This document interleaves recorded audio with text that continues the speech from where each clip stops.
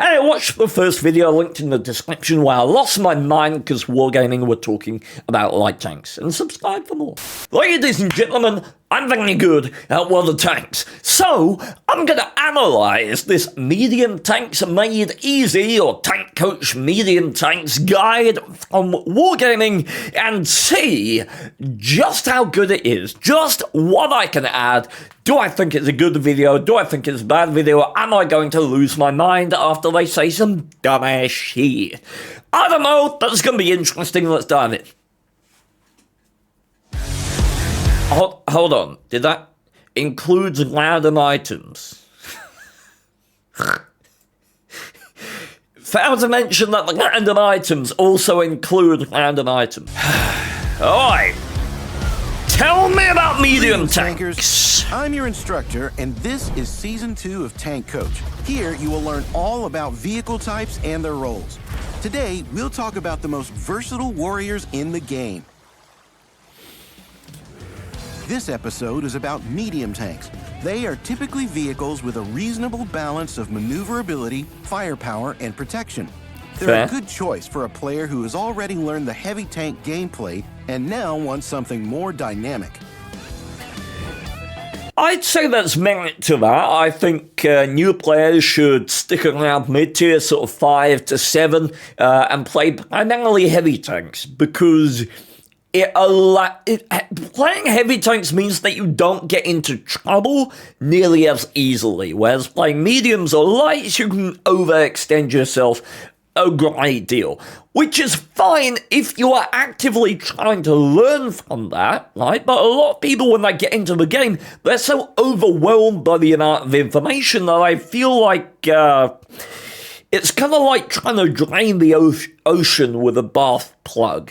You know, it will take a while for that information to go in, so I feel like limiting yourself a little bit and working through heavy tanks and then progressing to mediums is good. A good idea. All tanks are different, and all of them starting from Tier 6 have roles. Medium tanks are no exception. The versatile medium tank is the most common role. These can do a bit of everything, but it doesn't mean they're mediocre. They can snipe and go on assault when required, so they act according to the situation. Assault. I'm sorry, what was the other tank that was shown with the Centurion there? Medium tank. The versatile medium tank is the most common. That M48 pattern? If you were going to call one tier 10 tank mediocre. Common role. These can do a bit of everything. They can close range. Assault medium tanks share some traits with heavy tanks. They excel at close range, while their armor gives some room for error and allows for more aggressive play. This is the best choice for new players and fans of using armor at the front line. If they don't say something dumb soon, I'll be very upset. Higher firepower and often good maneuverability, but they pay for it with lower survivability. They're usually played at mid and long range. So the 416 is one of the most dangerous tanks at bottom tier. And the reason I say that is because its cannon rating is exceptional, and it maintains a lot of that cannon rating for a medium tank, even while it's moving into position. That, in addition to the fact that its heat pen is 330. It's the same as the Object 140's heat pen. Like, it can engage from bottom tier to top tier, and it can use its stealth to scout when bottom tier. More people should play the 416. It's difficult to play well, but it's a damn good tank. In the hands of a skilled player, they can be successful at close range. Support medium tanks are often equipped with an auto-loader or auto-reloader. This kind of vehicle dishes out a lot of damage in a short time. At the start of battle, a support tank is best to stay behind sturdier allies. Yes, and it look for is! opportunities to strike when there is more space to maneuver on the map. That's good advice! Let's say you've chosen the vehicle role. It's time to equip your tank for battle. Besides the classic Brothers in Arms... Oh no, I feel like this is where they're going to go down a hole. Okay. Critiquing perk choices. Here we go. Come on, logic. repair perks, take a look at Smooth Ride and Snapshot for more accurate fire. Concealment and firefighting for increased survivability.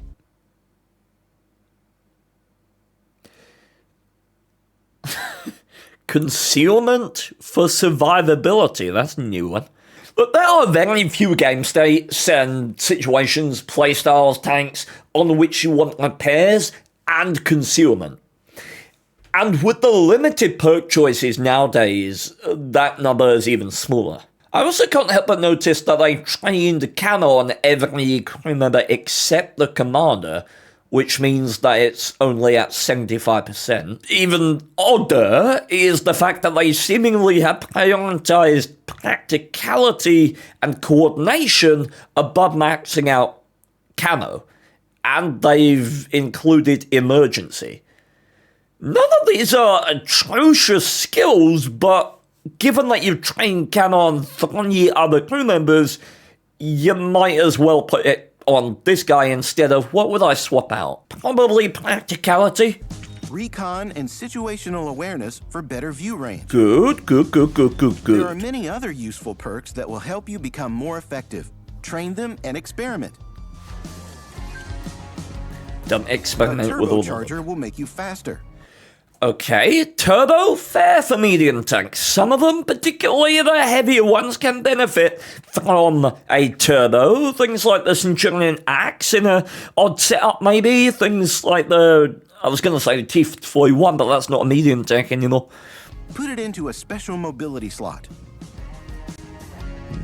If you can use a gun rammer, just do it. And that is why the gun rammer should be removed from the game.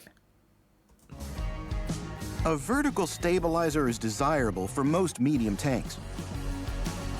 It's not fitted for low-tier machines, but the following 2 pieces of equipment can be used. Coated optics will boost your view range. Good. They're useful to have in the second set of equipment that you can unlock with field modification. Improved ventilation is a timeless classic. It improves a bit of everything. It's preferable to use its bounty or improved version. Improved hardening will suit many assault medium tanks. Not awful choices. Generally speaking, medium tanks are more weighted to, unless you're talking about a versatile medium tank, in which case vents might be viable, but generally vents are not suited for medium tank gameplay. They're not suited for any gameplay, really, because of the equipment that we have available to us at high tiers. Like, you'd never use, like, vents over vert stabs or llama or optics, right? You would use vert stabs, llama, optics. Like, vents just really aren't good in the current state of the game. So, you've equipped your tank and entered a battle. In a sniper medium tank, look for a position with bushes and lines of fire to the enemy. In a versatile medium, find suitable terrain for a hull-down position. In an assault medium tank, use a position for damage blocking on the front line. In a support medium, keep behind your allies and act according to the situation. That's But good this applies advice. to any role. If your team is left without light tanks, a medium tank can sometimes also play the role of a scout. Thank you! Tank safe positions, although not far from the front line. Use bushes, fell trees, and hide your hull using terrain and cover.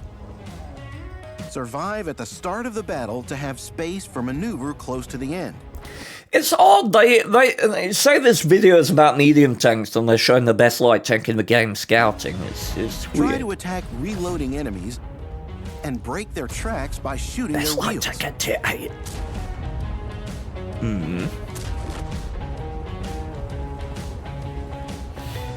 Remember that medium tanks often have a better rate of fire than heavy tanks and tank destroyers, so you can trade one enemy shot for 2 of your own. Very good. Be nimble and flexible. Be aware of your surroundings and the mini-map to keep control of the situation. Keep close to your allies and see you on the battlefield. I would have liked a word on use your hit points. Generally speaking, medium tanks can embody some of the characteristics that are afforded to light tanks, so maneuvering ability, sometimes moderate cannon rating, right? But they generally have, well, they always have more hit points. So like any class, using those hit points is a very, very good idea. It seems I didn't have a huge amount to say about this video. There wasn't anything ridiculously odd or out of line that I found. I think, generally speaking, pretty good video, not damaging to people's experience of medium tanks, and some fairly decent advice for general gameplay. I sympathize somewhat with making a video like this just because medium tanks being so versatile naturally are very hard to give specific advice for. But I'm going to chase up some more of these Tank Coach videos and give my thoughts on them, so look forward to that. Do consider channel membership to get early access to all of my videos, and look in the description for details about my streams and such if you do want to see more from me. Thank you very much. Bye bye.